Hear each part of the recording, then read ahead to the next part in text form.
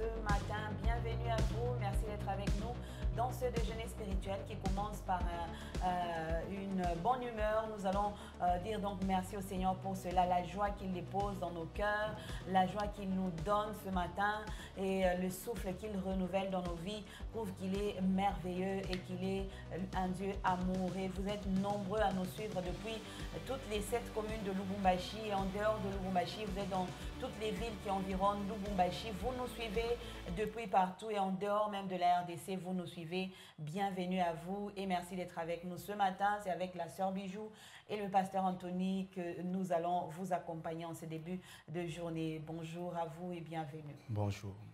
Bonjour. Vous allez bien? Ça va bien. Bien.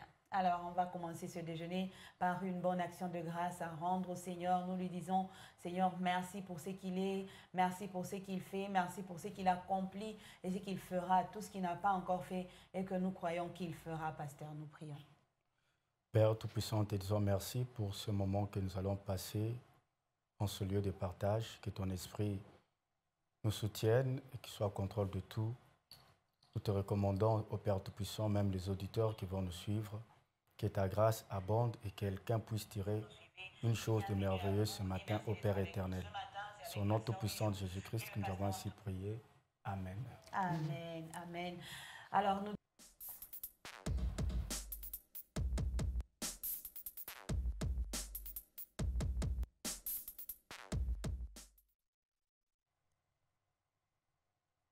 Et voilà, nous découvrons la pensée du jour. Ces derniers temps, c'est Joyce Meyer qui nous nourrit. Souvenez-vous que Dieu n'est pas surpris par vos incapacités, vos imperfections et vos défauts. Il a toujours su tout ce que vous venez de découvrir à votre sujet et il vous choisit un expert pour lui. Donc, les écritures sont un peu plus petits. Hein? Donc, j'ai relis. Souvenez-vous que Dieu n'est pas surpris par vos incapacités, vos imperfections ou vos défauts. Il a toujours tout ce que vous venez de découvrir à votre sujet et il vous a choisi exprès pour lui. Voilà. Wow. Joyce Meyer. Wow, Joyce Meyer le dit. Hein? Il a toujours su tout ce que vous venez de découvrir. Donc, le Seigneur est toujours là. On doit se souvenir que Dieu n'est pas surpris par nos incapacités, nos imperfections. C'est comme si Dieu nous connaît, même dans notre faiblesse, Dieu nous connaît et rien ne le surprend, même si chez nous c'est une surprise, mais lui n'est pas surpris. Souvent l'homme pense que Dieu est surpris, hein, des choses qui arrivent, des choses qu'il rencontre. Il est omniscient, il connaît toutes choses. Jésus lui-même dit, sans moi vous ne pouvez rien faire. Oui. C'est que d'avance il connaît que l'homme, malgré la force qu'il peut présenter devant les gens qui sont en face avec son entourage, mais il reste faible. Il y a des choses que l'homme ne pourra jamais accomplir. Et j'ai aimé cette pensée parce qu'elle dit, il vous a choisi exprès pour lui. C'est comme Gédéon. Lorsque Dieu dit, réveille-toi, vaillant héros, lui a commencé à s'expliquer. À s'expliquer, il se voit, il est incapable. Il pense que Dieu ne le sait pas. Mais la personne qui l'avait créé, qui l'a conçu, qui a dit que Gédéon soit et Gédéon fut, c'est Dieu. C'est que Dieu connaissait tous les potentiels qu'il a mis dans Gédéon ou dans tout un chacun de nous. Nous avons qu'à nous soumettre à Dieu, nous attacher à lui, et Dieu nous révélera les choses qui sont enfouies en nous, qu'il a mises, que nous ne connaissons pas, ou que nous n'avons pas encore reconnues comme potentiel ou capacité en nous. Nous sommes appelés à lui faire confiance à chaque moment, à tout temps, parce que c'est lui qui est la notice de notre existence et de notre parcours. La notice. C'est quand il vous crée, il a déjà une notice qu'il a fait. Maman Valentine sera ainsi, elle fera ceci. Mais il faut consulter Dieu pour mieux se connaître. Peut-être on pense qu'on est faible, mais on est fort. C'est ce qui fait, parfois les hommes ont des erreurs qu'ils font. Et donc le Seigneur connaît chacun de nous. Dieu connaît chacun de nous. Mais c'est à nous maintenant, Sœur Bijou, de savoir que Dieu connaît, mais il nous connaît même dans nos plus faibles faiblesses, si je peux dire ça comme ça. Il sait Mais l'homme pense que le Seigneur est un peu distrait sur sa vie. Oui. Le Seigneur, il y a des choses qui lui échappent, qui échappent son contrôle. Pour commencer à lui expliquer, même quand Gédéon pouvait s'étonner, donc il se disait, Dieu, c'est quelle erreur qu'il commet? Est-ce que mon gars, vraiment, est-ce qu'on peut même me compter parmi mon peuple seulement? On ne peut même pas me compter parce qu'il pensait que Dieu ne savait pas ce qu'il était. Alors que Dieu savait tout et il connaissait toutes choses. Pendant que vous parlez de Gédéon, on peut aussi prendre l'exemple de Moïse. Moïse a eu aussi une petite discussion comme ça avec Dieu pour lui dire, mais tu m'as choisi pour aller voir Pharaon. Tu sais bien que je ne sais pas parler. Pourquoi ton choix, pourquoi tu fais ton choix tombe sur moi pour aller parler à cet homme-là? Tu sais bien que je suis belle. Et j'aime ce que Dieu a dit à Moïse. Je sais, mais tu me parles et tu sais bien que j'ai la capacité d'enlever ces déficits que tu as pour que tu commences à bien parler, puisque c'est moi qui fais à ce que l'homme puisse parler. Vous voyez, au fait, c'est ça. Nous, les hommes, on croit que le Seigneur a certains détails de nos vies qu'il ignore, alors qu'il connaît tout de nous. Et lorsqu'il nous choisit, il sait que nous sommes comme ça. Il sait que nous sommes ce que nous sommes, mais il nous choisit quand même parce qu'il sait qu'il a la capacité d'enlever ces imperfections-là, ou soit de combler cette imperfection-là. Par moment, il peut enlever, ou soit il comble simplement. On a vu avec Moïse. Quand le Seigneur a refusé, il a comblé, il a mis Aaron à côté de Moïse. Il peut combler, et lorsqu'il comble, les hommes peuvent parfois ne même pas voir ces imperfections-là, peuvent parfois aussi ne même pas sentir que nous sommes incapables dans un tel domaine. Pourquoi? Parce que le Seigneur qui nous a choisis et il sait les combler. Et nous, en tant qu'humains, notre part, c'est de simplement lui faire confiance. Quand il nous choisit, on fait seulement confiance au Seigneur et on se laisse aller surtout. On se laisse aller. Et donc, le choix de Dieu peut tomber sur n'importe qui. Lui-même, c'est lui qui le prend. Il a pris Marie pendant que Marie ne connaissait encore rien du mariage, rien des hommes, rien de la vie. Donc, elle n'était pas dans cette catégorie des femmes qui font la vie, qui faisaient la vie. Mais c'est elle qui devait porter la vie en elle, la vie qui devait sauver tout le monde. Et c'est le choix de Dieu. Le choix de Dieu peut tomber sur tout le monde. Et c'est à nous d'ouvrir les yeux, de voir que nos imperfections, Dieu les connaît. Nos forces, Dieu les connaît. Il connaît nos limites. Et pasteur, et même quand on pense qu'on est meilleur, Dieu connaît où est-ce qu'on est faible. Il y a des gens comme ça, ils pensent que vraiment, moi, je suis. Sans moi, tout ne peut pas avancer. Mais Dieu connaît la faiblesse de cette personne et il peut relever cette faiblesse-là. C'est ce que je disais. Parfois, on peut aussi, lorsqu'on n'est pas attaché à Dieu, on peut commettre des erreurs. Oui.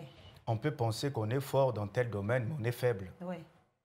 Parce que c'est Dieu qui connaît. Nos forces et nos faiblesses. Il connaît nos forces et nos faiblesses. Combien sont là où Dieu ne les a pas placés et là où ils se sont placés en pensant qu'ils vont réussir et à la fin, c'est l'échec. Oui. C'est grave. C'est grave de ne pas se connaître, de ne pas connaître son Dieu. C'est là que je dis que c'est Dieu qui a la notice de notre vie. Oui. Et nous sommes appelés à nous attacher à lui parce qu'il connaît les potentiels qu'il a placés dans tout un chacun de nous. Et lui-même connaît. Même lorsqu'on se sent faible. Mais si il t'a pointé, il t'a choisi, malgré tes faiblesses, il les rendra forts. Amen. Amen. Il rendra tes faiblesses forts. C'est qu'on n'a pas à l'informer. Dieu, mais pourquoi tu m'envoies moi? Parce que Dieu t'envoie toi parce que c'est toi. Oui. Si ce n'était pas toi, ça n'est pas être quelqu'un d'autre. Oui. Alors Dieu sait que c'est toi. C'est là qui te donne la mission que tu y as. Même pour nous les chrétiens, chacun avec le don qu'il a. Dieu nous a donné les dons selon les potentiels qu'il a placés en nous. En nous. Il y a certains qui tu vas diriger le département des mamans. Non, je ne saurais pas. Je ne saurais pas. Tu ne sauras pas comment, parce que c'est Dieu qui t'a pointé. Non, bah, maman, tout compliqué. Elle parle trop des critiques. Non, Dieu sait aussi qu'il t'a donné ces cœurs-là de pouvoir supporter un cœur de berger et tu vas atteindre l'objectif. Amen.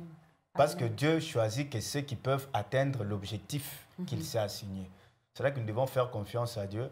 Même lorsque nous sommes faibles, nous devons nous appuyer à lui parce que c'est lui qui nous rend forts. Amen. C'est Dieu qui rend fort.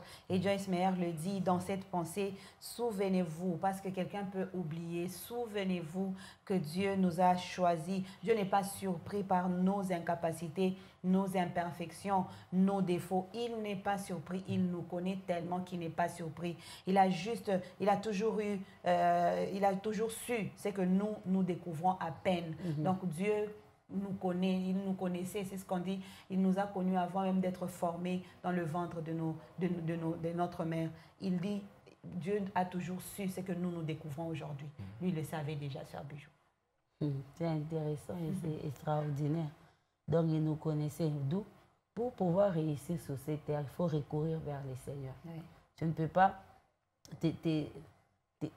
t'éloigner de lui pour réussir. Donc, tu dois t'accrocher à lui parce que lui, il te connaît tellement bien, il connaît tes points forts et tes faiblesses. Oui. Vu qu'il connaît tes faiblesses, lorsque tu vas te retrouver dans une situation, il va te donner, il saura comment combler ces faiblesses-là pour pouvoir te sortir de ces situations. Oui. Donc, il faut carrément pour l'homme, pour qu'il vive bien sur la terre, il doit s'attacher à Dieu, il doit s'accrocher, il doit dépendre de lui. C'est lui qui nous connaît bien, on dépend de lui. Parce qu'on sait que sans lui, je peux faire un faux pas. Beaucoup d'erreurs. Sans lui, il y a beaucoup d'erreurs. Sans lui, je veux me tromper. Mais avec lui, il me connaît tellement bien qu'à un certain moment, il peut me regarder face à une situation, il me dit, ici, tais-toi. Et il sait pourquoi il me demande de me taire. Amen. Soit il me dit, ici, tu contournes. Il sait pourquoi il me demande, peut-être pour moi, juste pour arriver ici à la borne, je dois passer par Kassavou. Mais lui va me dire, non, il faut que tu fasses les détours. Tu prends de la Révolution, soit qu'il est la Balanda, et puis tu vas venir sortir au niveau de l'âge d'or, et puis tu viens ici à l'église. Il sait pourquoi, en ce moment-là, il me demande de faire ces détours, alors que c'était simple, c'était tout simple. Parce que j'étais déjà sur Kassavou, je devais simplement prolonger et arriver. Vous voyez? Pourquoi? Parce que lui, il me connaît. Ouais. Il sait peut-être que je vais rencontrer une situation qui va me mettre mal à l'aise, qui va me pousser à parler. Ou soit qui va m'énerver. Quand je vais m'énerver, je vais sortir en dehors de la volonté de Dieu. Il me préserve. Pourquoi? Parce qu'il me connaît. Wow, il connaît chacun de nous. Il connaît nos désirs, il connaît nos incapacités, nos faiblesses, nos défauts. Il a toujours su ce que nous découvrons à peine. Lui, il l'a toujours su. Donc, rien ne lui est étranger. Et donc, pour finir, il nous a choisi exprès. Donc, pour dire même en Swahili, à la fois un chien, parce qu'il connaît, il sait que cette personne avec ses faiblesses saura faire ça. Cette personne avec ses incapacités, il saura quand même faire ça. Donc, nous n'avons pas à nous plaindre parce que le Seigneur nous a pointé quelque chose à faire. Le Seigneur nous a demandé quelque chose, il nous a donné une mission. Il n'y a pas de plainte à faire parce qu'il sait que nous avons des défauts et il nous a choisi exprès pour lui. Et c'est cela la pensée du jour pour Joyce Meyer. Nous disons merci à ceux qui arrivent avec nous, qui consomment avec nous ce déjeuner spirituel. Nous allons découvrir à présent le mot ou l'expression du jour tout de suite.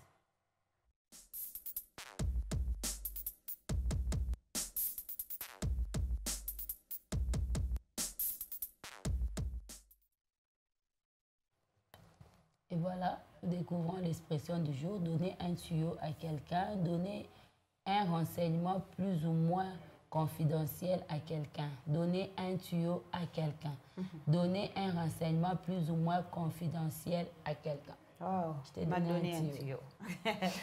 Donner un tuyau à quelqu'un, donner un renseignement plus ou moins confidentiel à quelqu'un, ça c'est révéler un secret. Est-ce qu'on ne va pas dire que c'est un péché? Bon. C'est complexe la question, mais si nous voulons garder l'aspect spirituel, Jésus avec la femme cananéenne vient demander un miracle. Jésus lui dit, on ne donne pas les choses saintes aux petits chiens. Vous savez, il y a des choses confidentielles que pour les enfants de Dieu. Et ces renseignements-là, nous, en tant qu'enfants de Dieu, je ne sais pas sur cet aspect, nous sommes appelés à donner, enfin que ceux qui cherchent à connaître Dieu, nous qui connaissons les choses confidentielles du royaume, nous pouvons les partager tant que ça ne tue pas. Ça devient mal dans le sens, l'autre sens. Hein. Si nous quittons l'aspect spirituel, vous savez, il y a c'est les hommes qui disent que toute vérité n'est pas bonne à dire. Hier, on parlait du silence. il y a des temps, il faut garder silence. Oui. C'est là que nous avons besoin de la sagesse divine. Même Jésus, lorsque il était devant les prêtres, les grands prêtres, tous ont demandé des questions, même Pilate n'avait pas répondu. Il y a une question que Pilate avait demandé. Qu'est-ce qu'est la vérité? Mais Jésus n'a pas répondu, il a gardé silence. La sagesse divine peut nous aider à quoi dire et quoi à ne pas dire. Mais dans l'aspect spirituel, ce qui est confidentiel aussi, tout n'est pas à dire. Oui. Samson, si Samson a été trahi par Dalila, ça l'a causé même la mort. C'est parce qu'il a gardé, il a dévoilé les secrets confidentiels que ses parents connaissaient et que lui-même connaissait, je pense même ses membres de famille. Oui. Mais Dieu dit, ne dis rien. Il y a aussi certaines choses comme ça dans la vie, même quand on est chrétien.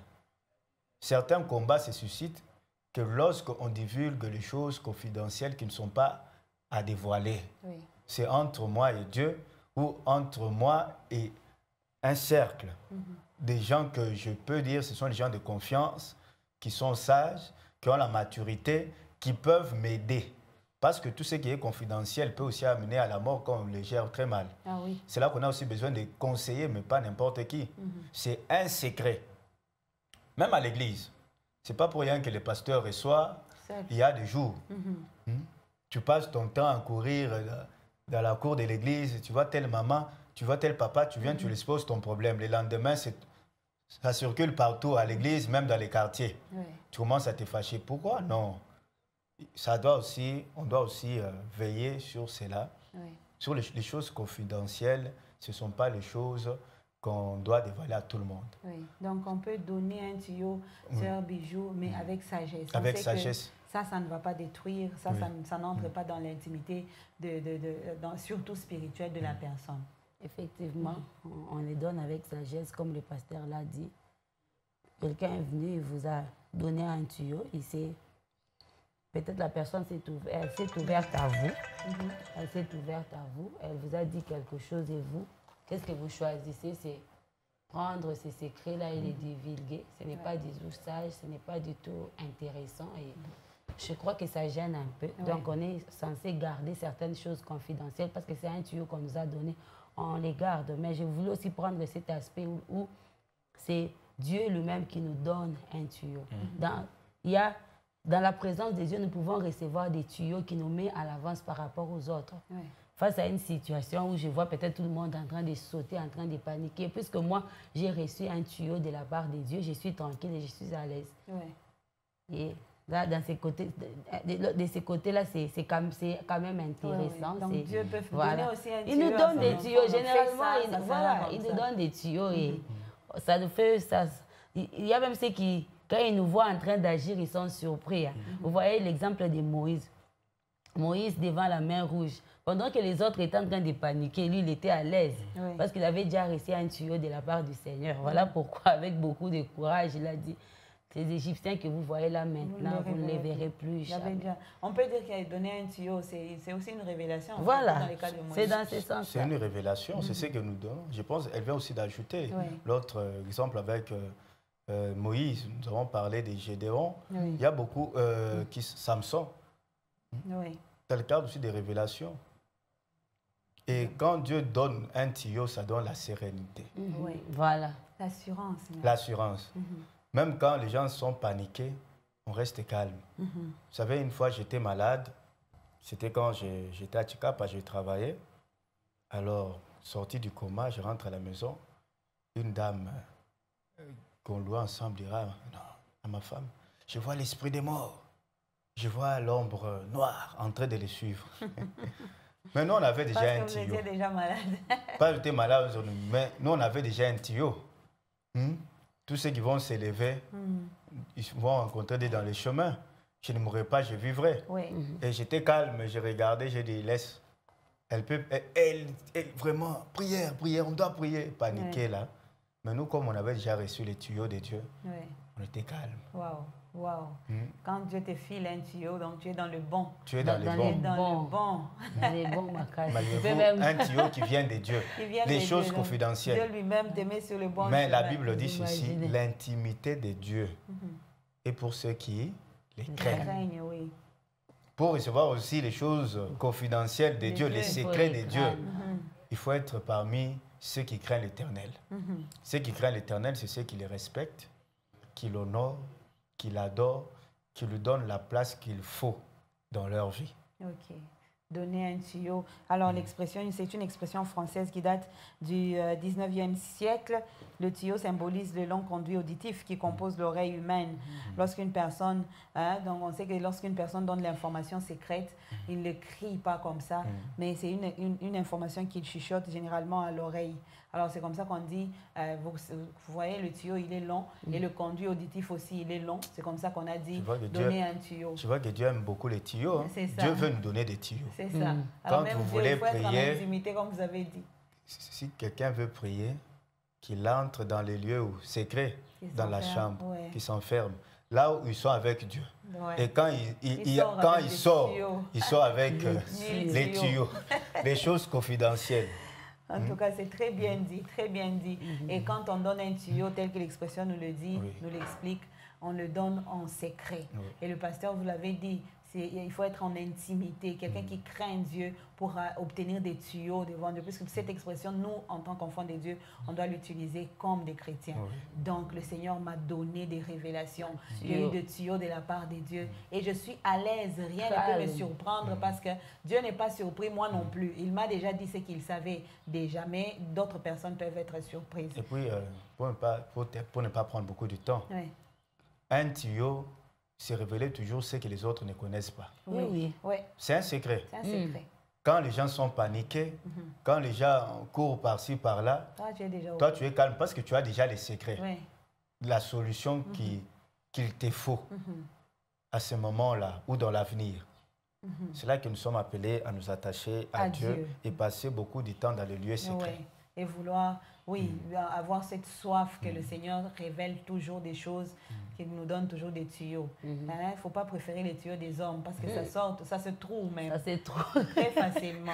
Les tuyaux des hommes, ça se trouve. Et des fois, ces tuyaux-là sont rouillés. Quelquefois un peu doutés. Et puis, ça peut changer. Hein. Les tuyaux des hommes, ça change. Ils peuvent venir et te dire, non, tu n'avais pas bien entendu. Je n'avais pas dit ça. Non, c'était ça. Que moi, j'ai dit ça. Voilà. On essaie un peu d'arranger quand on voit que la situation est en train de se compliquer. Ou bien on voit que la situation ne s'améliore pas. Mais quand c'est Dieu lui-même qui vous donne un tuyau, c'est ce que je disais hier, quand c'est lui-même, vous êtes tellement à l'aise et tranquille. Vous allez avoir la même attitude qu'avait Moïse. Il y a l'agitation, il y a la crainte, il y a la panique. Lui, il dit, mais calmez-vous. Ces hommes que vous voyez, vous n'allez plus jamais les revoir. Vous faites comme Josué.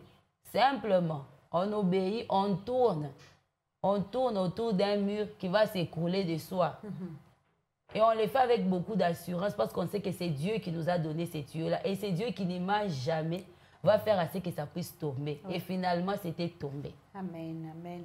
Et le Seigneur est bon comme ça. Il se décide de nous faire du bien par des tuyaux qu'il nous donne, à condition, je reviens, à condition que nous soyons en intimité avec lui, que nous restions à ses pieds, que nous demeurions à ses pieds. Parce que nous parlons de l'intimité avec le Seigneur. Entrer dans sa présence et y rester, demeurer là-bas, vouloir rester dans la présence de Dieu. C'est d'ailleurs un morceau de pain qui nous parle de cela aussi aujourd'hui, qui va compléter l'expression du jour d'aujourd'hui. Alors, le pain du jour, on va le prendre avec vous, le consommer, le partager.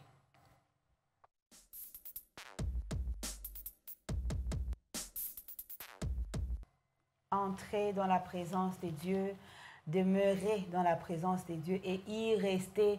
C'est ce que Abraham a fait et on en parle aujourd'hui. Un très bon morceau de pain qui vient compléter les deux qu'on a eus depuis le début de la semaine. Alors, pasteur, Abraham était déjà dans la présence de Dieu, mais il y est resté. Il n'a pas commencé tout de suite à faire des demandes, à demander au Seigneur des choses, mais il a trouvé seulement la joie de rester d'abord dans la présence de Dieu. Nous pouvons dire qu'Abraham était parmi les gens qui ont bien compris l'existence de leur vie et la place de Dieu dans leur vie. Hier, nous disions que Dieu, c'est la personne la plus intéressante au monde. Oui. Lorsqu'on rencontre le Seigneur, on rencontre l'Éternel, c'est difficile encore qu'on puisse se détacher de lui. Oui. Même son fils Jésus-Christ, lorsqu'il était venu dans ce monde, la foule les suivait partout. Il pouvait passer toute une nuit et l'autre journée en train de les suivre. Il les renvoie, rentrer un peu là. Pourquoi? Parce que il est tellement intéressant qu'on peut seulement désirer vivre avec lui et demeurer avec lui. Il y a un élément que le pasteur a cité. Combien, nous parlons encore de l'attitude. Il a dit, Dieu n'était pas un corvée pour Abraham. Combien la présence de Dieu c'était un corvée. Quand ils sont à l'église, bien sûr, il y a les temps qui sont fixés, mais ils sont toujours comme ça. Il a des choses à faire. Il a des choses à faire. Très Mais occupé. quand on est dans la fête, même quand on dit que la fête commence à 18h, ça finit à 22h, il peut rester même à 1h du matin Oui. en disant non, non, maintenant c'est là que les gens commencent à danser, c'est bien. Mais quand c'est à l'église, la prédication commence maintenant à entrer dans la profondeur, Là, on commence il à regarde dormir. les temps, il dit le pasteur déborde On toujours. commence à somnoler. Ouais, les réunions dans les départements, on déborde. Pourquoi? Parce que la soif même, la soif de Dieu, la soif de vivre constamment dans la présence de Dieu, on n'en a pas. Cela prouve aussi la manière dont on considère Dieu.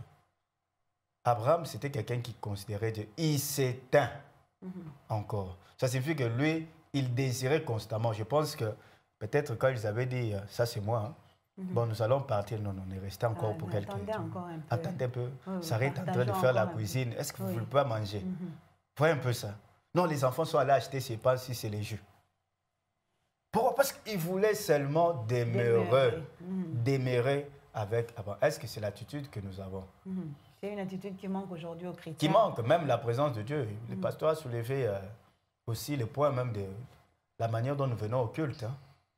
Les cultes commencent à 7h juste, mais on vient à 7h20. Mais là, si c'est un député, bon, vous savez, hein, quelqu'un d'important, soi-disant, de la famille, où nous avons quelques intérêts. On arrive avant, ils nous trouvent. Les rendez-vous, c'est jeudi, mais on a déjà repassé sa chemise depuis dimanche soir. On a bien classé, non, c'est pas avec les délestages. Oui. Pour être là à temps. Oui. Les chaussures, on a déjà ciré, on a mis. Que l'enfant ne touche pas ici. Pourquoi? Pour être prêt Le au jour où rendez-vous. on va aller voir l'oncle. On va aller voir. C'est là même qui peut même mourir le même jour là qu'il vous a prescrit. Oui. Mais Dieu lui-même, on n'a pas la soif On de n'est Dieu. pas pressé. On n'est pas pressé, l'attitude, comment on considère Dieu. Si Dieu a dévoilé les secrets, a donné des tuyaux des Sodome et Gomorrhe à Abraham, c'est parce que Abraham était attaché avec lui et il voulait demeurer avec lui. Il l'a accompagné. Sans l'accompagner, Dieu avait l'attitude. Maintenant, il a dit, bon, je vais donner les tuyaux. Je lui donne les tuyaux. Je donne les tuyaux. Hein? C'est ce que je suis venu faire. C'est quelque chose d'important. Et un point très important, s'il faut vous compléter, mais que le pasteur a dit, il dit, Abraham s'est levé, il a laissé un désordre sous le manguier, si c'est sous l'arbre où il était assis. Mais il a préféré aller et demeurer dans la présence du Seigneur. Il ne s'est pas dit non, que je reste parce qu'il faut que je remette de l'ordre. Vous m'aviez trouvé en train de faire les chants, je dois continuer pour remettre de l'ordre. On ne sait jamais, peut-être que d'autres visiteurs vont venir. Non, il a laissé les bazars, peut-être quand ils ont fini de manger, de laver les pieds, tout est resté comme ça et lui a préféré aller et rester dans la présence du Seigneur. C'est intéressant. C'est lorsqu'on on y entre, on a du mal à sortir, ce que je peux dire. Et il y a des jours comme ça où vous entrez, vous n'avez pas du tout envie de sortir. Vous avez envie de rester là. Ce qui fait qu'il y a même des gens qui vous diront, en tout cas, j'étais allé prier juste pour quelques minutes, mais j'ai pris tout mon temps, je n'ai même pas pensé à manger. Et j'aime bien la présence de Dieu. Vous pouvez entrer dans la présence de Dieu, vous y entrez, vous oubliez même que vous devez manger. Vous oubliez complètement. Pourquoi? Parce que c'est la personne qui nous comble tellement qu'on ne sait pas penser à autre chose. Moi, il m'arrive, hein, vous arrive, vous entrez, vous êtes tellement comblé. Non pas, comme je dis toujours, non pas parce qu'on vous a donné l'argent. Non pas parce je ne sais pas, on a directement répondu à vos besoins. Mais il vous comble tellement, il vous fait tellement du bien que vous avez envie de rester seulement là. Et qu'est-ce qui fait qu'on ait vraiment envie de rester là? C'est des fois parce qu'on reçoit des tuyaux, comme on les dit là. On découvre certaines choses que si on n'était pas entré là-bas, on n'aurait jamais découvert ces choses-là. Ouais. On comprend tellement bien les choses qu'on se dit, mais tous ces temps, pourquoi je n'ai jamais compris les choses de cette façon? On voit tellement bien les choses qu'on se pose la question, pourquoi je n'ai jamais vu les choses de cette façon? Peut-être que vous avez passé 10 ans de votre vie en train de faire les choses d'une autre façon, qui n'est pas du tout la bonne. Et vous avez, chaque fois que vous faites ça, vous avez, les résultats, c'est seulement l'échec. Mais ces jours-là, ils vous montrent comment vous devez faire. Et c'est tellement simple. Après que vous ayez fait ça, c'est seulement la réussite qui vous accompagne. J'ai donné l'exemple de ces murs de Jéricho. Humainement parlant, c'est impossible. En tout cas, Josué avec les autres ne devait que réfléchir. Comment trouver, je ne sais pas, tous ces outils-là pour pouvoir faire tomber ces murs-là. Vous voyez? Il devait réfléchir à ça. Mais quand on entre, on découvre qu'il faut simplement tourner en train de louer pour que ça tombe. On se dit, waouh, cet homme est merveilleux. Donc, je ne veux pas me détacher de lui. Parce que quand j'entre dans sa présence, j'apprends. J'aime bien, comme le pasteur Atoms l'a dit, quand on entre là, on découvre des fois que les choses sont tellement simples qu'on a passé toute notre vie en train de s'embrouiller et de se compliquer. Et c'est normal des fois que lorsque nous y entrons, on oublie tous les restes. On oublie tous les restes parce que, je ne sais pas comment je vais dire, parce que c'est waouh. Nous disons bienvenue à tous ceux-là qui nous rejoignent et à tous ceux qui nous écrivent. Merci aussi à la sœur Marie qui nous suit depuis Cra-Usine. On est en train d'évoluer avec ce très bon pain, mais on se dit, rester dans la présence du Seigneur, c'est ce qu'il y a de meilleur. C'est ce qu'il y a de mieux à faire, surtout quand on s'embrouille, comme tu l'as dit. On peut passer toute la vie en train de se compliquer, de se poser des questions. Pourtant, la solution est simple. Entrer juste dans sa chambre, rester, demeurer au pied de Dieu. Et c'est là qu'on peut trouver des réponses à toutes les questions que nous avons. Mais le chrétien s'embrouille aujourd'hui. Là, que je demande d'abord à la tante, peut-être que mon CV traîne quelque part, mais on oublie de demander, de poser la question à la bonne personne, de rester dans la présence de la bonne personne. On pense que les solutions peuvent venir d'ailleurs. Vous savez, quand on n'a pas encore découvert que la présence de Dieu peut nous donner des résultats inimaginables, c'est là qu'on s'embrouille. Oui. Moïse, dans la présence de Dieu, Dieu lui a révélé les secrets pour acquérir la victoire face au Pharaon. Gardez silence, l'Éternel combattra pour vous. C'est parce qu'il était constamment dans la présence de Dieu. Il était constamment dans la présence de Dieu. Les disciples n'ont pas pu fléchir les genoux face aux persécutions. Ils ont même accepté la mort parce qu'ils connaissaient la valeur de la présence de Dieu. Oui. Mieux vaut qu'on nous tue sur la terre, mais dans l'éternité, si on demeure sur le trône avec notre Seigneur, cela est plus que tout. Oui. Plus que tout. La présence de Dieu a fait que Dieu révèle à Abraham un secret qui a fait qu'Abraham a intercédé pour son frère. Oui. La présence de Dieu a aidé à Abraham de sauver son frère. Oui. Lui est resté dans la présence de Dieu. Combien de gens qui n'aiment pas la présence de Dieu, combien de choses ils ratent? Juste parce que la présence de Dieu, ils négligent la présence de Dieu. La présence de Dieu doit être la priorité de tout. Oui. Hein? La présence de Dieu doit être la priorité même avant les sacs à bunga. Vous savez, il y a des gens, quand ils se réveillent dans leur tête, ils n'ont pas qu'à bunga. Mais c'est Dieu qui peut passer par ces bungas-là te donner la vitamine. C'est ça.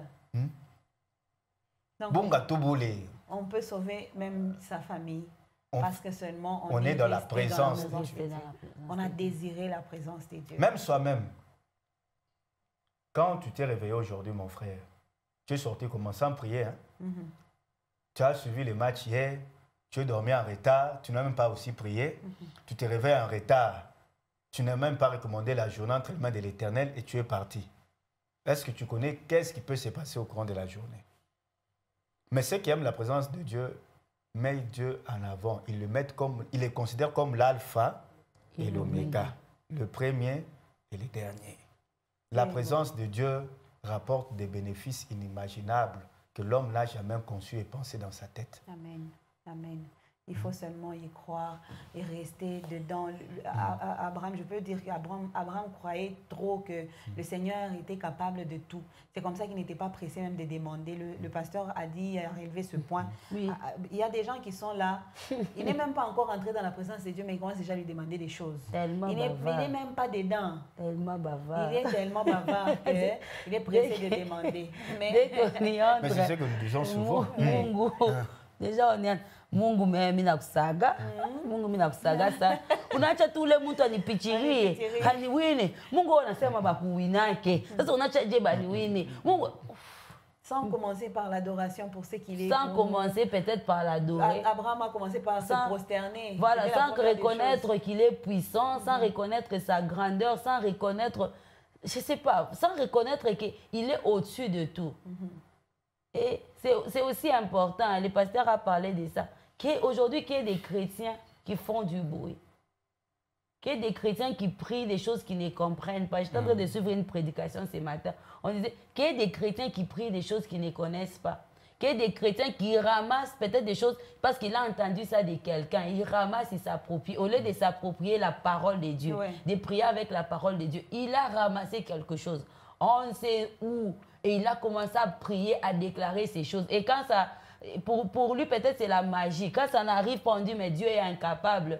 Aujourd'hui, les gens se posent même la question, est-ce que Nzambe a télémisaka Josué Moïse à la radissus? Donc on veut dire que le Dieu là a changé. Non, notre Dieu, je ne crois pas qu'il a changé. Sinon, il nous l'aurait dit, même à la fin de l'Apocalypse, pour nous dire, il arrive des moments où je change.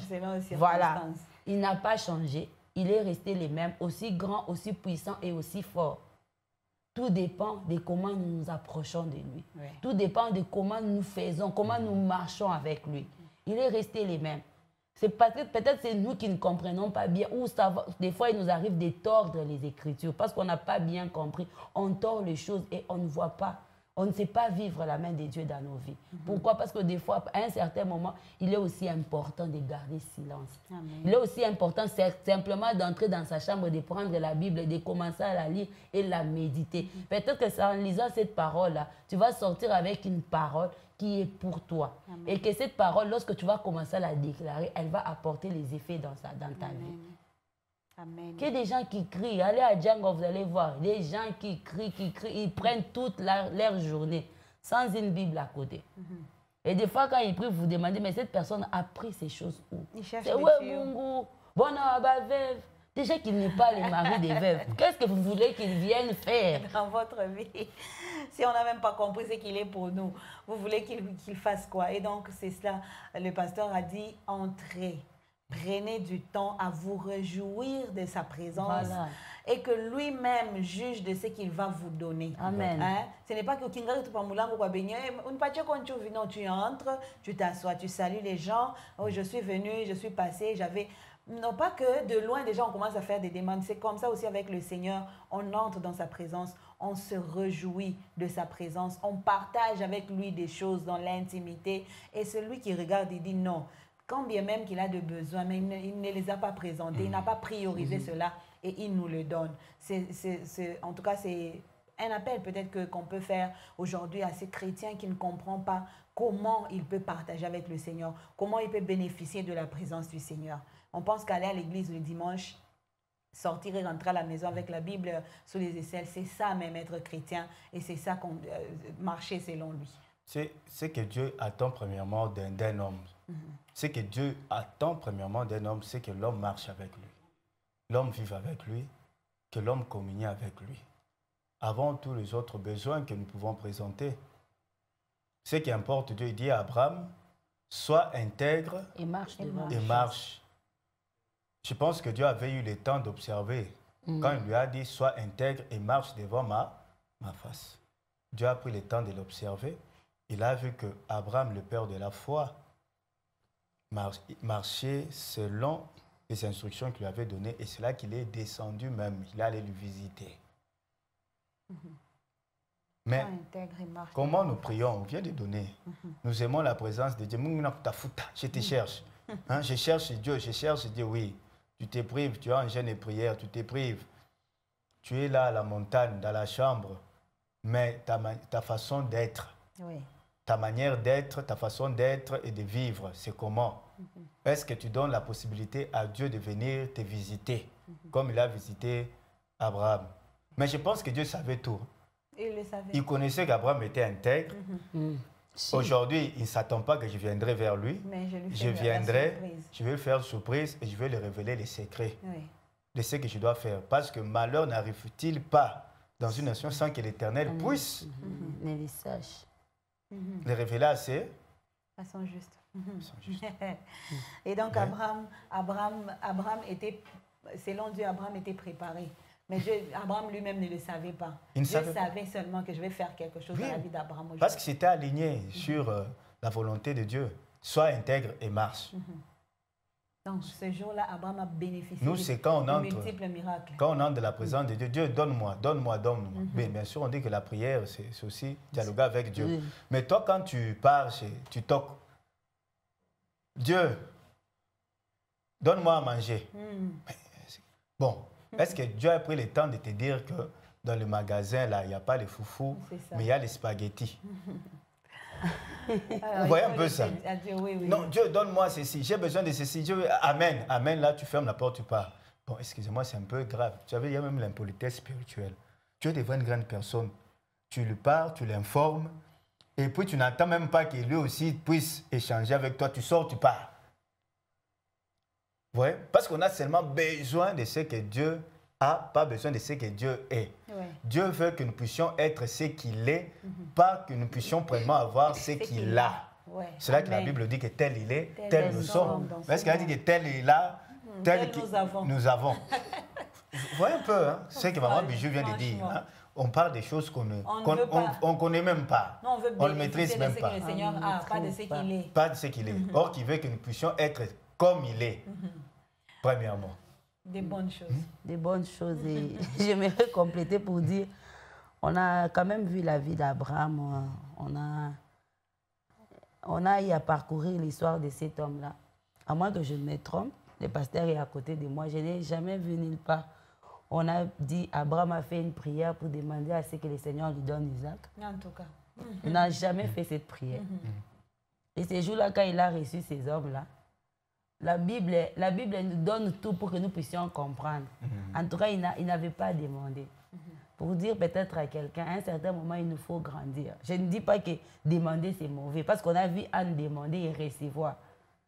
Mais l'intimité aussi avec le Seigneur nous apprend à qui nous sommes réellement. Est-ce que nous faisons partie de ceux qui doivent demander ou bien nous faisons partie de ceux qui doivent adorer? Pourquoi des fois, il nous arrive, on vous dit, toi, pour ton problème, adore seulement. Ne demande pas, mais continue à adorer.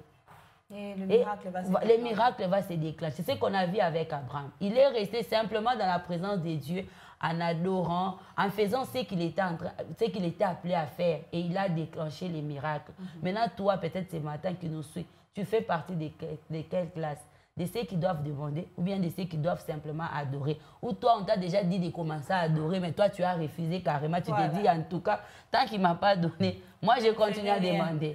Et tant que tu n'as pas respecté le processus, tu ne verras jamais les miracles. Wow. Et c'est très bien dit. C'est très bien dit. Ce pain va continuer demain. Oui. Juste un petit élément. Oui. Même Jésus, dans ce que Maman Bijou vient de dire, si nous lisons, les bons lecteurs de la Bible verront ceci, que Jésus, en passant son temps sur la terre, disait toujours, je suis venu faire la volonté de mon Père. J'ai fait tout comme mon Père m'a demandé de le faire. Le seul endroit, la seule endroit où Jésus a demandé quelque chose selon sa volonté, c'était pour nous apprendre quelque chose, c'était à Gethsémani. Là où il a présenté ses propres besoins, en disant, Père, s'il y a moyen d'éloigner cette coupe. Mais alors, il finit par nous donner encore une leçon. Toutefois, mais que ta volonté soit faite. Non pas ma volonté. Soyons aussi de ceux...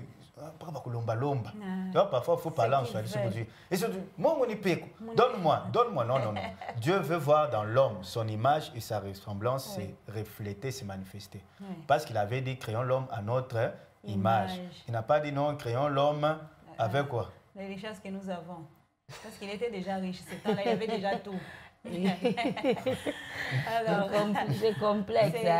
Oui. Bon, je pense que c'est en restant intime à Dieu, en restant dans la présence de Dieu qu'on grandit, on découvre toutes ces choses. Et le Seigneur lui-même qui se charge, il nous appelle et il se charge de nous orienter. Amen. Et ce que j'aime avec le Seigneur, il nous donne même comment nous devons faire pour pouvoir sortir de l'épreuve que nous sommes en train de connaître. Rechercher premièrement le royaume. Rechercher Voilà. la présence de Dieu et toutes ces choses. Les restes vous seront donnés en bonus. Moi, j'ai dit ça comme ça. Et c'est très bien dit ce matin. Vous voyez que je suis en train d'arracher la parole. Voilà. Parce que les bonnes choses ne s'arrêtent jamais. On a encore la journée de demain et la journée de vendredi pour partager autour de la parole. Retenons seulement que Abraham a fait 3 choses.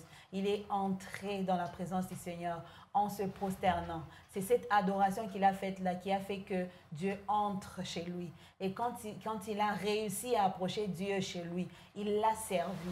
Ce service qu'il a fait a permis à ce que le Seigneur lui donne Isaac. Voilà. Et en plus de ça, il a fait une 3e chose. Il ne s'est pas arrêté là, il ne s'est pas contenté. Il a demeuré dans la présence. Il a marché avec le Seigneur. Et cette marche avec le Seigneur a sauvé sa famille. Et donc, nous pouvons aussi faire ces 3 choses qu'Abraham a fait. Commençons par adorer, servons le Seigneur et marchons avec lui. Lui-même s'occupe du reste. Et c'est cela que nous vous disons aujourd'hui. Nous allons commencer demain par ce dernier point pour continuer.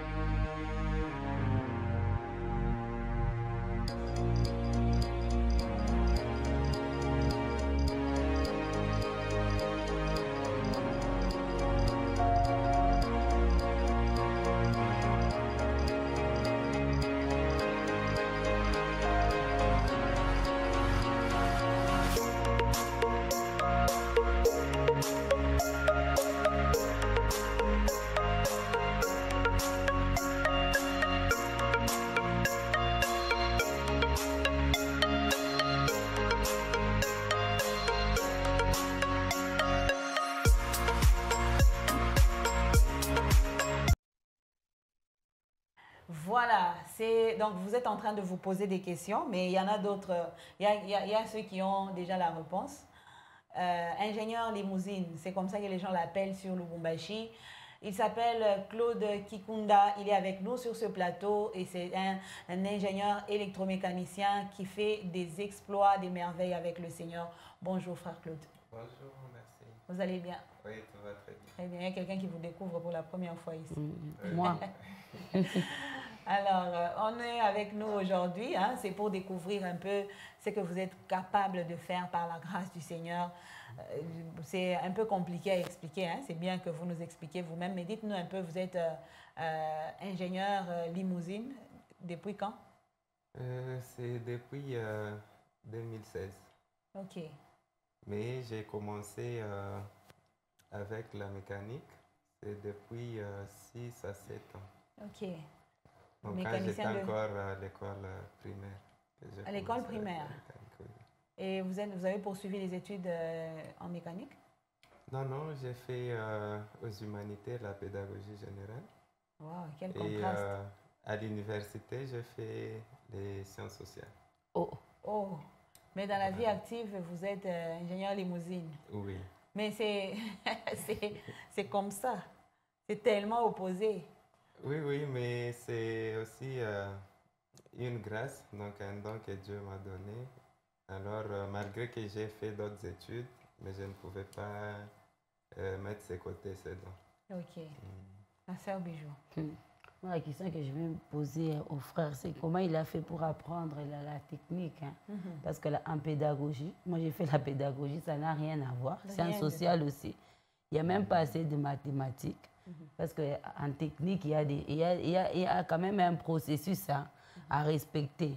Pour prendre tel fil, je ne sais pas si c'est les fils rouges, les fils bleus, pour les combiner, pour que ça puisse produire quelque chose, il faut apprendre ça. Et vous, vous l'avez appris comment? C'est toujours dans mon atelier. Donc, le père était aussi mécanicien. Ok. Ah. Alors, comme on l'assistait à tout moment, nous avions pris aussi une expérience de lui. Et avec le temps, maintenant, on a commencé à développer aussi nos propres capacités. C'est comme on a eu à évoluer un peu. Ok. Donc, à partir de papa, vous avez appris certaines choses Oui, que vous avez voulu mettre. Pourquoi vous n'avez pas voulu, déjà à l'école primaire, quand vous avez découvert votre talent, pourquoi vous n'avez pas voulu carrément aller faire la mécanique générale et à l'université continuer avec l'électromécanique, par exemple? C'est ça. Bon, là, c'était question de choix. Dès le départ, moi, je ne voulais pas faire la mécanique. Ok. Mais vous vouliez seulement pratiquer la mécanique. Exactement. Pourquoi, si on peut savoir? Bon, j'ai trouvé à cette époque comme si Trop difficile? j'allais m'embrouiller avec la théorie. Ok. Comme j'avais déjà une La base pratique, oui. de la pratique, je voulais faire autre chose. Et quand je ferai maintenant l'état des lieux, là, je vais voir si je peux continuer avec Ok. quel domaine. Wow. Alors, il a dit 2016, il a commencé, vous avez commencé en 2016, et c'est là que vous avez fabriqué la limousine ou c'est là que vous avez mis en pratique votre talent? Là, c'est en 2016 que j'ai démarré ce projet de la limousine. Mais autour de 2010-2011, là, je réfléchissais déjà sur quoi je peux commencer. C'est quand j'ai fait maintenant un choix sur la limousine, je me suis dit, là, je dois me lancer dans ce projet. Mais pourquoi la limousine? Il fallait commencer par trois pneus, c'est quoi? Petita, par exemple, ou une moto, ce qui est plus facile. Mais vous avez commencé par le véhicule le plus difficile. Pourquoi? Oui, là, c'est un défi. Hein. Donc, je me suis dit, je peux fabriquer un véhicule, mais qu'on rencontre presque au quotidien, ça ne fera pas vraiment cette démarcation. Oui. Alors, j'ai voulu placer la barre très haut pour voir comment maintenant aller aux choses qui sont un peu simples. Oui. Ok. Ah, donc là, quand vous avez fait la limousine, c'est facile de faire un vélo. Très facile. Sœur Bijou. Et vu que vous n'avez pas fait les sciences techniques pour du côté électricité, vous le faites seul ou bien vous êtes accompagné de quelqu'un? Parce que c'est ce qui dérange un peu ma tête, hein, parce qu'on connaît l'électricité. Et la voiture, je ne sais pas, que ce soit la voiture ou votre limousine, ça a besoin de la partie électrique pour pouvoir fonctionner. Et vous, vous n'avez pas fait ça. Comment vous le faites? En associant quelqu'un ou bien vous le faites tout seul? Je l'ai fait tout seul. Dès le départ, j'étais juste dans la partie de la mécanique. Mais il s'est fait qu'à un certain moment, on n'avait plus d'électroniciens au garage. J'ai commencé à m'intéresser aussi à l'électronique. Et avec une expérience de 7 à 10 ans de pratique, là j'ai eu maintenant à maîtriser presque toute la partie électronique. Ok. Oui. Donc, un jean, ce n'est pas un problème pour vous? Ce n'est pas un problème. J'installe facilement. Et vous ne pensez pas que vous avez perdu du temps en allant faire les sciences sociales? Non, non, je n'ai pas perdu du temps. Parce que là, ça vous aide en quoi par rapport à ce que vous faites là? Là, je pars maintenant avec 2 étiquettes. Donc, je suis électromécanicien. En même temps, j'exerce ce que j'ai eu à faire comme études à l'université. Vous exercez aussi? Oui, Donc, oui. dans la vie, vous êtes quoi? Vous faites quoi? Je suis aussi un cadre dans un parti politique. Ok, waouh! Ça fait beaucoup à la fois, ça, ça fait beaucoup, beaucoup d'étiquettes. En tout cas, vous avez beaucoup de casquettes à porter, à enlever à tout moment. Oui, oui. Mais bon, question de curiosité, c'est de quel côté où il y a encore plus de foufou qu'ailleurs? Donc, pour dire, c'est qu'est-ce qui paye dans la vie que l'autre? C'est le côté mécanique. Waouh! Alors, c'est quelque chose d'intéressant qui n'est vraiment pas sur la ville de Lubumbashi. Ici, on peut se dire qu'on a beaucoup de mécaniciens, même dans cette émission, on a découvert des mécaniciens, des grands garagistes, des gens qui font bien leur travail, mais on n'a pas découvert quelqu'un qui peut monter un véhicule.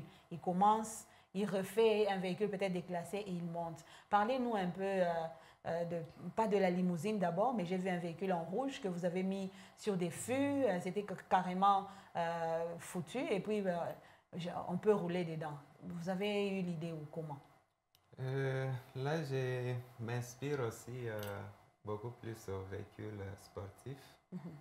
Okay. Et là, je me suis intéressé à cette petite voiture, c'est une Mazda RX-8, c'est une voiture sportive.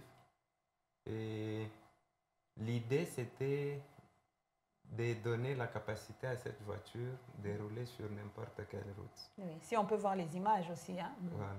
Oui. Donc, quand vous voyez la conception d'origine de cette voiture, elle est faite beaucoup plus pour les bonnes routes, donc les routes asphaltées. Mais les looks que nous avions donnés maintenant, c'est pour qu'elle passe dans n'importe quelle route sur l'étendue beaucoup plus comme nous l'avons dans des coins reculés où l'accessibilité est un peu compliquée. Mais avec cette voiture, elle a les 4 roues motrices. Donc, vous pouvez toutefois utiliser 2 roues ou actionner les 4 roues à la fois. Ok, ouais. Ok. Et donc, ce sont des roues de gros engins que vous mettez sur la petite voiture? Donc, ce sont des roues d'une Jeep. Je crois que la technique peut nous montrer cela. On peut être en train de regarder pendant que nous parlons. Donc là, c'est la base d'abord que j'ai eu à transformer. Donc comme vous l'aviez vu sur les images, donc j'ai surélevé la voiture, mais en jouant aussi avec un nouveau châssis. Ça, c'est un châssis qui n'est pas adapté à la petite voiture, mais nous avions conçu pour que ça augmente la puissance au moteur et en même temps la capacité de tout terrain. Ok. Voilà. Si on pouvait bien le voir sur les images, on va voir que ce sont des choses qui ne peuvent pas être faites très facilement. Il y a eu quand même beaucoup de travail. Ça doit être un travail d'équipe. Oui, oui, il y a toute une équipe et nous avions réalisé ça dans 6 mois. Ok. Oui. Alors, Sœur Bijou, on va finir avec vous, mais je ne sais pas si vous avez un projet d'avenir, un projet avec ce garage, aller jusqu'en international, présenter vos projets et pour avoir des partenaires. Ou est-ce que vous avez déjà des gens qui vous soutiennent, des partenaires qui vous soutiennent? Bon, pour le moment, on évolue seul. On n'a pas encore de partenaires. Mais l'objectif, comme on s'est fixé dès le départ, avec la première sortie de la limousine, là, c'est la phase expérimentale. Donc, on s'est fixé au moins 3 étapes à atteindre. Donc, la première étape, c'est la réparation. La deuxième étape, c'est l'innovation. C'est à l'étape où nous sommes. L'innovation. Donc, on essaye de donner une autre forme au véhicule. Et la troisième étape que nous allons lancer maintenant le mois prochain, c'est la construction totale des véhicules. Ok, vous commencez à zéro. Nous n'allons plus recourir à un autre véhicule, une base, mais nous allons tout produire nous-mêmes. Ok. Voilà, c'est l'objectif. Wow. Wow. Que le Seigneur vous fasse grâce. Amen. Qu'il vous fasse grâce en tout cas, pour que vous puissiez nous faire finalement cette voiture-là qui vous donne encore assez d'intelligence. Et je crois que les bonnes personnes aussi, hein, le Seigneur qui vous a donné cette vision, qui la fasse accompagner de la provision. Amen. Amen. Que le Seigneur mette encore des bonnes choses, des grandes choses en vous. On aimerait voir une voiture partie de Lubumbashi pour aller être utilisée en dehors du pays. Et c'est cela notre vœu. Alors aujourd'hui, c'est juste une introduction. On pourra vous découvrir un peu en profondeur, mais on a déjà besoin de vos coordonnées, de vos contacts. Vous avez un garage, c'est où? Vous avez un numéro de contact, c'est lequel? Les garages se trouvent au quartier industriel. Sur l'avenue Ewabora. Quartier industriel, avenue Ewabora. Oui.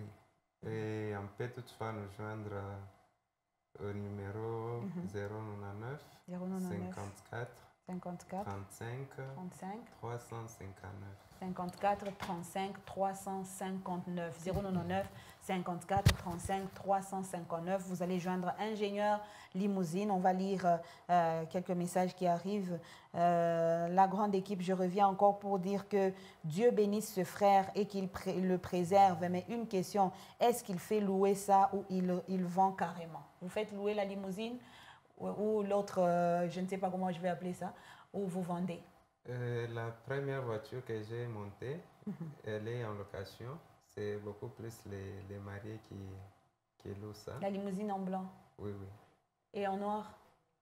C'est la même voiture. Que vous avez changé de On a changé vu que la première conception, on avait donné la couleur noire.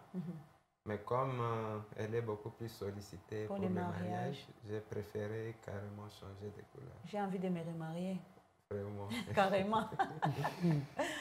Et la deuxième? La deuxième, l'objectif maintenant, c'est la production dans le cadre commercial. OK. Donc là, nous allons revendre. OK. Alors, vous avez besoin de location limousine, passez par moi. Alors, pour dire, vous pouvez joindre le frère Claude, il va vous faire un bon prix si vous êtes en train de partager la même foi que lui. Soutenez les bonnes choses, Sœur Bijou. On peut décider de refaire le mariage avec nos maris juste pour soutenir le frère. Vraiment. Mais bon, vous qui n'êtes pas encore mariés, vous pouvez le faire. D'accord, nous prenons bonne note. Ses coordonnées, s'il vous plaît, c'est frère Alain Congolo. Ses coordonnées 099 54 35 359. 54 35 359. Si c'est compliqué pour vous, vous venez à la parole éternelle, on vous met en contact avec lui et vous allez bien faire la location de ce véhicule. Vous pouvez aussi proposer à d'autres sur Lubumbashi. Il n'y a pas que ceux qu'on vend ici qui viennent d'ailleurs, mais il y a aussi des gens qui ont travaillé de main de maître ici sur place et que nous pouvons encourager, surtout nous en tant qu'enfants de Dieu, encourageons les bonnes œuvres parce que c'est quelqu'un qui reconnaît ce que Dieu a fait dans sa vie. Merci beaucoup à vous. Merci. On va vous garder. Et on est en train de finir ce déjeuner spirituel avec...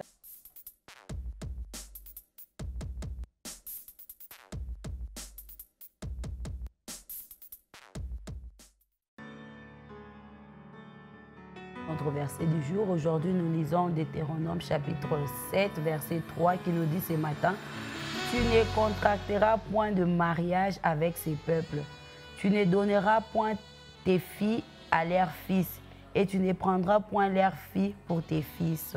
Deutéronome chapitre 7, verset 3. Tu ne contracteras point de mariage avec ces peuples. Tu ne donneras point tes filles à leurs fils, et tu ne prendras point leurs fils pour tes filles. Et aujourd'hui, nous lisons Deutéronome chapitre 6, 7 et 8. Voilà, chapitre 6, 7 et 8, c'est la tranche de lecture pour aujourd'hui. Et c'est fini pour aujourd'hui. Merci à vous tous qui nous avez suivis. Merci surtout à vous qui nous avez écrit, vous qui avez interagi et vous qui avez manqué de crédit pour le faire. Nous vous disons, on se retrouve demain à partir de 8 h. On va faire la même chose, partager autour de la parole et autour de tout ce que le Seigneur fait dans nos vies. Merci à vous, Sœur Bijou, pour votre passage et surtout à notre invité du jour, Frère Claude, nous disons merci beaucoup. Alors, vous avez besoin de le contacter, passez par la parole éternelle ou le numéro qu'il a donné aujourd'hui. Sinon, demain, ça sera un nouveau jour pour un nouveau déjeuner spirituel. Que le Seigneur vous bénisse et qu'il soit glorifié dans votre vie. Au revoir et à demain.